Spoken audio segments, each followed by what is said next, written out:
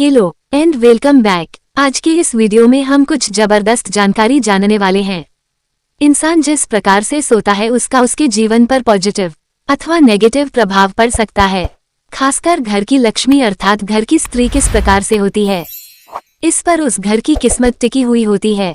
स्त्री के घर में दरिद्रता आती है, क्लेश होता है, लेकिन अगर स्त्री उत्तम प्रकार से सोए, अपना सर सही दिशा में रखकर सोए है, तो निश्चित ही उसे घर में मां लक्ष्मी प्रसन्न होकर प्रवेश करती है। हमारे शास्त्रों में स्त्रियों के सोने के तरीके को विशेष महत्व दिया है। अगर स्त्री इस प्रकार से सोती है तो उसे सुख समृद्धि की प्राप्ति होती है। संसार ब्रह्मचर्य व्रत का पालन करते हुए जब तक आदि प्रकार के महान कार्य किए हैं, उन्होंने अपनी योग्य विद्या ज्ञान तथा अनुभव के आधार पर प्राचीन शास्त्रों और पुराणों का निर्माण किया है तथा देवताओं द्वारा प्राप्त ज्ञान को भी उन्होंने शास्त्रों के माध्यम से मनुष्यों तक पहुंचाने का उत्तम कार्य किया है। हमारे धर्म शास्त्रों में स्त्री और पुरुष दोनों के लिए ही महत्वपूर्ण नियमों का वर्णन किया गया है। सुबह जागने से लेकर रात्रि को सोने तक किए जाने वाले सभी नित्य कर्मों से जुड़े महत्वपूर्ण नियमों के बारे में हमारे शास्त्रों में बताया गया। एक मनुष्य को उत्तम स्वास्थ्य की प्राप्ति के लिए अपने शरीर को कैसे शुद्ध रखना है और इस शरीर को पवित्र करने के लिए नित्य कौन से कार्य करने चाहिए, इसका वर्णन भी हमारे विद्वान ऋषियों ने किया है।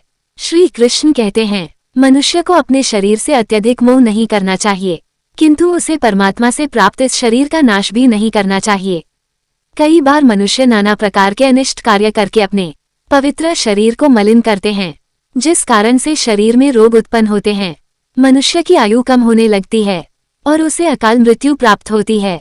आज हम बात करने वाले हैं मनुष्य को अपने शरीर को पवित्र कैसे रखना है और रात्रि को सोते समय कौन से नियमों का पालन करना चाहिए। खासकर महिलाओं को इस एक महत्वपूर्ण नियम का पालन अवश्य करना चाहिए, अन्यथा जीवन में दुर्भाग्य आता है। सबसे पहली बात है कि मनुष्य को नित्य स्नान करना चाहिए।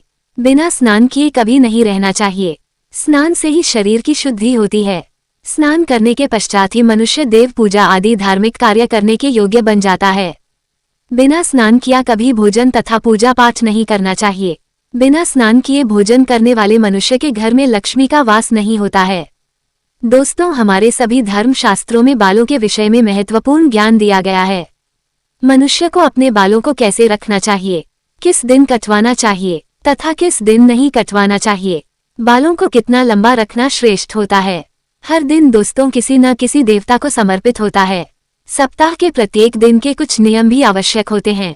इसी तरह बाल कटवाने से संबंधित भी कुछ नियम होते हैं जो हर दिन के हिसाब से अलग अलग बताए गए हैं। शास्त्रों के अनुसार मनुष्य को अपने बाल मंगलवार, गुरुवार और शनिवार के दिन कभी नहीं कटवाने चाहिए। मंगलवार का दिन मंगल ग्रह से संबंधित होता है। मंगलवार को बाल काटने से जीवन में क्लेश की स्थिति निर्माण होती है, कारण ही शत्रु निर्माण होते हैं और व्यक्ति का स्वभाव भी क्रोधी बनने लगता है। गुरुवार के दिन भी बाल नहीं कटवाने चाहिए, इससे व्यक्ति की आयु भी कम होने लगती है। इस दिन बाल कटवाने से धन संपत्ति का नाश होता है और दरिद्रता भी आती है। शनिवार के दिन भी बाल कटवाने से मनाही की गई है। शनिवार का दिन शनि ग्रह से संबंधित है। बाल कटवाने से अशुभ घटनाएं घटने लगती है, इसीलिए शास्त्रों में मंगलवार, गुरुवार और शनिवार के दिन बाल न कटवाने की सलाह दी गई है। लेकिन बुधवार, शुक्रवार और रविवार का दिन, इसमें से शुक्रवार का दिन ही बाल कट सबसे अधिक शुभ माना जाता है। इस दिन बाल कटवाने से जीवन में सुख शांति आती है और धन संपत्ति में वृद्धि होती है। दोस्तों, शास्त्रों के अनुसार वातावरण में कुछ ऐसी लहरें अर्थात सूक्ष्म ऊर्जा होती है जो हमें आंखों से दिखाई नहीं देती है। ये सूक्ष्म ऊर्जा हमारे सभी क्रियाकलापों पर प्रभाव डालती है। कुछ विशेष तिथियां पर ये लहरें बहुत अधिक सक्रिय अथवा तेज हो जाती है, इसीलिए इन तिथियां पर बाल नहीं कटवाने चाहिए। अमावस्या, पूर्णिमा के दिन बाल कटवाना बहुत ही अशुभ माना गया है।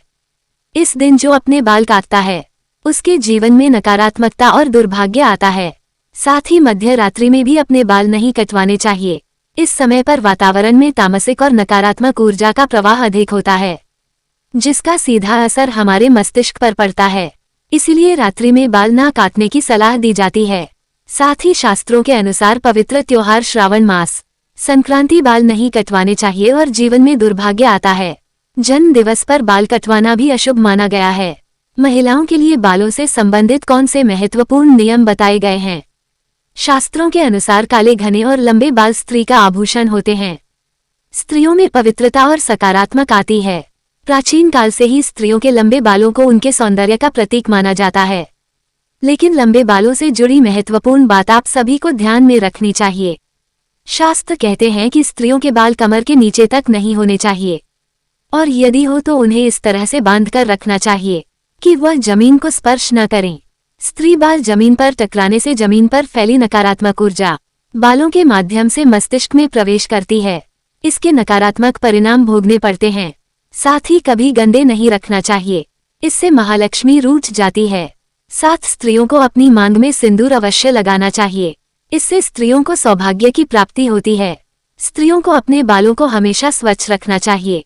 इसके पीछे धार्मिक कारण यह है कि बाल स्वच्छ रहने पर सिर में खुजली नहीं होती है, और सर में हमेशा खुजली करते रहना शास्त्रों में अशुभ फलदायी माना जाता है।